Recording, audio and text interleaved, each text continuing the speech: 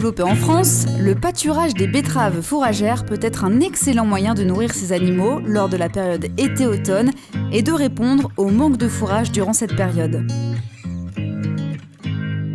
La betterave fourragère est l'un des seuls aliments frais disponibles en été, à la fois d'une excellente qualité et très économique. Le pâturage est très développé sur d'autres continents, notamment dans des pays comme la Nouvelle-Zélande ou l'Argentine. Depuis quelque temps, nous suivons plusieurs exploitations pilotes en France pour vous apporter un maximum d'informations et vous accompagner dans la mise en place de cette technique. La période optimale pour le pâturage de la betterave commence en août et s'étend jusqu'en automne. La fin du pâturage est étroitement corrélée à la portance des sols afin d'éviter de déstructurer les parcelles. Vous pouvez bien sûr continuer de distribuer des betteraves à l'auge durant la période hivernale, comme le font de plus en plus d'agriculteurs en France. Très économique, le pâturage vous permet de limiter les coûts de récolte et d'améliorer fortement la concentration de votre ratio estival en diminuant le recours à des achats extérieurs. Il convient de rationner vos animaux et d'assurer une bonne transition alimentaire pour passer de 1 à 4 kg de matière sèche par jour et par animal. Quel que soit le stade de consommation, nous restons sur des valeurs proches de 1,15 UFL par kilo de matière sèche. Il est important de prendre en compte la croissance des racines pour ajuster la quantité brute à disposition. Pour une bonne gestion, il vous faudra déplacer quotidiennement un fil dans votre parcelle.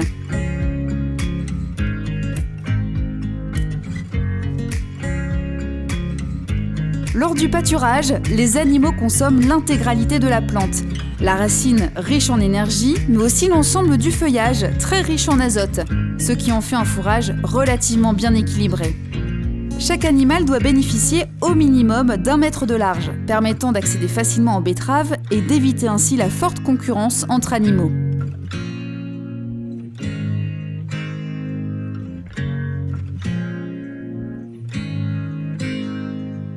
Pouvez-vous nous présenter votre exploitation ?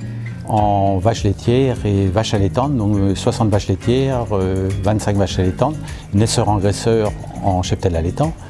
Et donc en autonomie complète sur l'alimentation, donc sur 120 hectares assez diversifiés. Comment l'exploitez-vous ? Est-ce que vous faites de l'arrachage, du pâturage ? On fait de l'arrachage sur 5 hectares grosso modo, parce on fait à peu près entre 6 et 7 hectares de betteraves. 5 en général sont faits machine et après une partie est pâturée là, depuis 3 ans. Ça nous permet de renouveler les paddocks et que ça rentre dans les rotations. Quels effets avez-vous constatés sur votre troupeau ?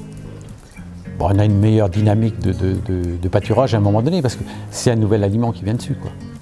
Donc c'est quelque chose d'appétant, de toute façon ils connaissent la betterave. Puis ça permet de maintenir la production sans apporter d'aliments à l'auge, quoi. Ou de fourrage. Comment votre troupeau s'est-il adapté au pâturage des betteraves ? On les met aux betteraves à partir du 15 août grosso modo. Quels sont les effets de la betterave sur votre production en termes de taux ? C'est une amélioration des taux et puis de l'état de santé des vaches, quoi. Quels en sont les bénéfices ?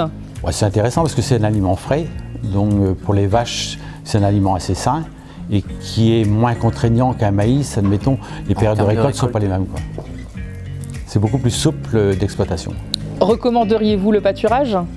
Oui, c'est quelque chose d'assez facile et pour pas mal, je pense que ce serait un principe de renouveler les paddocks qui sont à proximité des bâtiments sans perdre de surface fourragère, quoi. Quelles sont selon vous les variétés les plus adaptées ? Toutes les variétés faibles en matière sèche en fait. Le choix de la variété est très important. Vous devez opter pour une variété adaptée. Évitez les betteraves très riches en matière sèche qui sont en général trop enterrées pour être pâturées. Il est indispensable de prendre en compte l'état sanitaire du feuillage en choisissant des variétés peu sensibles à très peu sensibles aux maladies pour garantir un fourrage de bonne qualité, appétant et très bien valorisé.